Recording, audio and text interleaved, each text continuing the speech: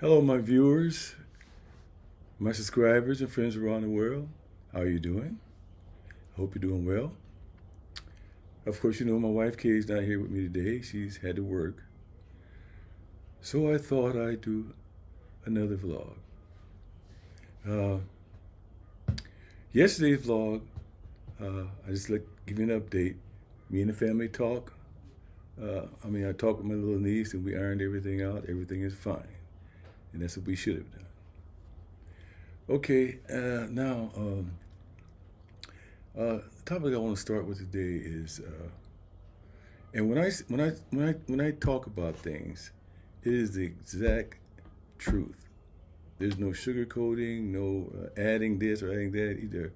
These are stories of my life that I experienced, you know, to my growing up. Kay tells me, "Well, don't talk about it. That's so boring, boring, boring." Well, I don't look at it like that. I look at every little topic that you talk about, be it about yourself or things or events that happen in your life, somebody around this world experienced something similar or like that it might help. So, I just talk about things that are truth and that are things that I experience. And we do all type of vlogs. We get together, we may do funny vlogs, we may do eating vlogs, we may do vlogs where we went somewhere. But I'm by myself today, so I'm just going to tell a little story about myself, what my experience is. If it helps someone, then that's good. And but anyway, going back to my childhood, I always wanted to be a police officer. I used to look in these magazines and a motorcycle cop sitting on a motorcycle, uniform on, hat, gun, all that, and that kind of amazed me. I always wanted to be that growing up. And the thing about it is, when I was a teenager, I had a lot of experiences I went through. Now I wasn't a gang banger or nothing like that. I wasn't easy to be influenced by anybody. You my biggest influence is from my mom. I didn't have a father, and if I did, maybe I'd be drinking, smoking, gang banging, all that now, because usually sons like to emulate their fathers most of the time, but I didn't have one. I just had my mother, me and my siblings. And she taught me everything. She told me about never smoke, which I never did. Even don't drink coffee, which I never did. And she did. She was sipping every now and then. She smoked cigarettes pretty heavy.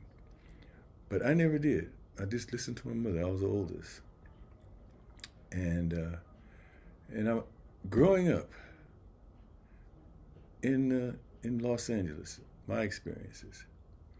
When me and friends, I had friends, neighborhood friends, that and as growing up, they experienced things, but I never did. I'm not the type of ever to be influenced. You can't influence me doing. If I figure it's wrong, I am not going to do it. And a lot of them start smoking, drinking, peer pressure, and all that, but it never affected me. Really, never have, really. But anyway, we would walk down the streets, going to the store, for instance, and the sheriffs or the police officers, and I grew up around the 60s, would drive up on us, jump out the car. We haven't done a thing, and throw us to the ground, say, "Get on the ground," and they called the word nigger. They did say that back then. Many of you may not believe that, but they did say, "All right, you niggers, get on the ground." And we get down there, and they say, "Where are you going?" We tell them we're going to the market. You sure? You got weapons on you and all that stuff? I said, "No, we don't have any weapons on us or anything like that." After frisking us and talking to us, they finally let us go. But they were trying to put that fear in us of them, instead of being police officers to help serve and protect and all that. They were harassing. And this went on. Believe me, it did. And then, so this went on for a lot during my growing up. But I still wanted to be a police officer. But anyway, I went to I went to the military, got out of the military, And I had many, many, many jobs in my lifetime. But one particular job I'm going to discuss now is my security job. I was armed security at the Greyhound bus station downtown LA. And I had my own office with the bench in it with handcuffs hanging down, and had what we call a game wheel phone that I can call directly to the city hall and get a car dispatched just like that if there's any problems down there, which I used many times. But the footbeat officers, LAPD officers, used to come and take their lunch breaks and their breaks inside my office, sit and chat and talk. And I can overhear them talking a lot, about, we got to go back out there and face the enemy. Talking about people in the black community, enemy. He called us the enemy, Yeah, and they making all kind of jokes and everything, I said, whoa, and it always stuck with me, right? So and after that, they go out and patrol and all that. And as I grew older, I got out of the Army when I was about 23 or something like that. And I was married at the time. And I've always been have been a protective one, right, for everybody. And I guess that comes from my childhood when my mother was getting beat up and all that. I would be trying to fight this man and all that. It's in a project, a place called Rose Hill Courts. And everybody, not everybody, but some people in there used to call me to come and help them when they get into it with their boyfriend or spouse. I was a young kid. I was tall, but I was 10, 11, 12, 13, around that age, And I go sit over there and everything. I never got into any altercation with any of them, but they just always come and call me. And as I got older, after I got out of the military, I would be at my house. I was about maybe in my 30s then. All my family members knew that if they called me, I would come to the rescue. I would try to help, come and help them, whatever, And I've done that so many times. I got guns put on me. I got shot at one time. And one time, one of a family members called me. I rushed over there real quick. They didn't live too far. I rushed over there, and they had called the police too. One of my family said their husband trying to get her, break in the house. They had called the police too. Once I got over there, the police arrived and ordered me on the ground, had a gun on my back of my head, and told me, "Shut up, get out. What are you doing?" And they come running out the house saying, "He's okay, he's all right, he's with us." But just the fact, it could have went a different way. It could have went a different way, really. And always, I also remember I got pulled over in my car leaving my house at night one time. They pulled me over, lights flashed. When they see somebody black in the car in my neighborhood, this is the truth. They pulled me over and ordered me out the car. And this might have been a wrong move. I wouldn't advise anybody to do that. I always open my car and get out the car. I did that, and one of the officers said, "It's okay, John. Hold it," telling his partner to hold it. Now that could have been a way for him to shoot me and say that I jumped out, they saw something in my hand or anything like that. And usually back then they carry what they call backups, unmarked weapons around their ankles and all that. They did that, and this is the honest to God truth. So those are some of the experiences I experienced. Time went on. And I went to many schools, many colleges, took up classes. I went to Trade Tech and became a certified welder. I went to LA City, Rio Hondo College, a police academy. I got my 832 PC, and I went to college for businesses. I took courses in respiratory therapist, medical courses, and inhalation therapist, all this stuff, I was just trying to better my life, as I grew. I always thought about bettering my life as I got older. But anyway, I landed in the security field. I drove patrol cars to Beverly Hills, a rich neighborhood, watched their homes and alarm systems. And I worked with an alarm company called uh, American Home Security. We were armed. We had police permits to go inside homes. And I did all that. Did all that. This is the professional security stuff I've done. But I want to tell all of you out there, if you run into a situation where the police stop you, please follow their verbal commands. Whatever they tell you to do, and especially young people, sometimes you get kind of hot-headed or think you're gang banging and think you this or think whatever you think, just follow the verbal commands. Because they're trained to shoot, to kill. And I know I went to the same training, to shoot, to kill. And the only time you're really supposed to shoot someone is if your life is threatened or the life of another is threatened. Then you shoot. It's justified. But there have been too many incidents where police pull you over and all that. Maybe they're wrong or whatever for doing it, but just follow their verbal commands. If they ask you to get out the car, get out. Slowly, just get out. If they ask you to put your hands on the steering wheel or on the front of the car, just do it. Just do it. Don't get your pride all up like I'm a man, they can't treat me that way. Believe me, they'll find a way to get you, really. So follow the verbal commands. I work with police officers, retired officers, and I sat there with them. They worked with me.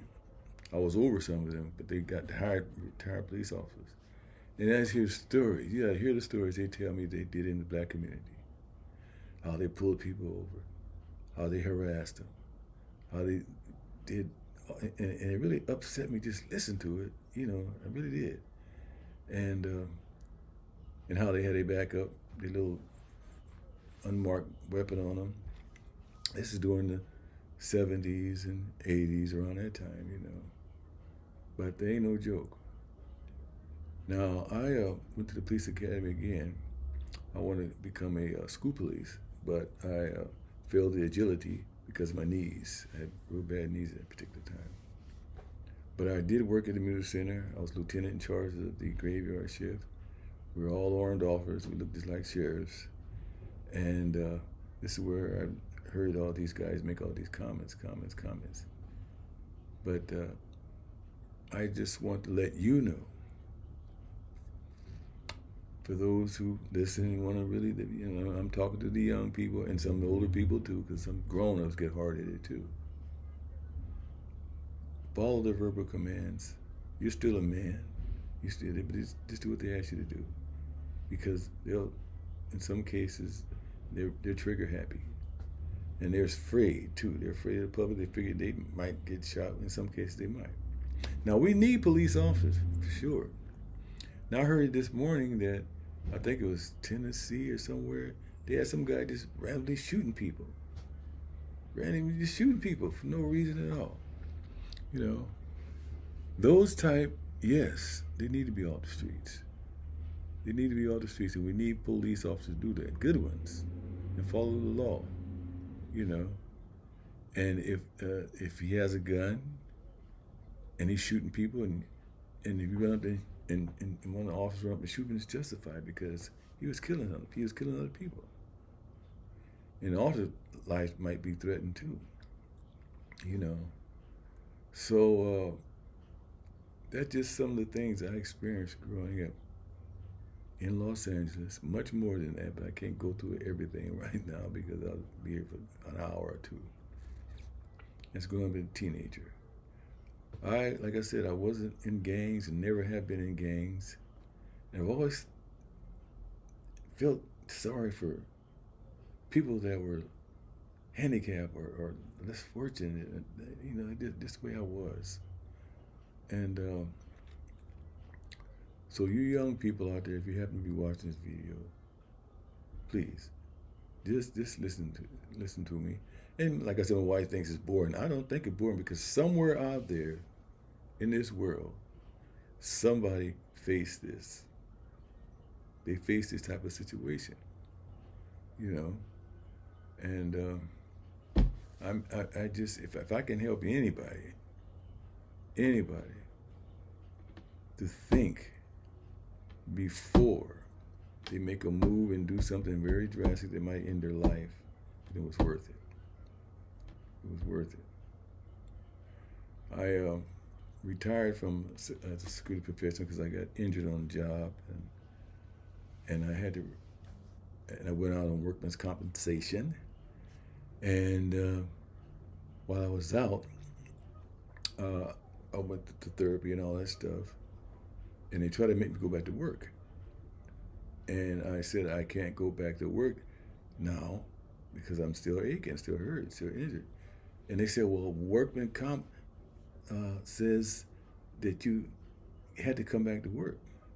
And I told the doctors, I said, look, give me an excuse to tell the doctor, my employer, I can't go back to work.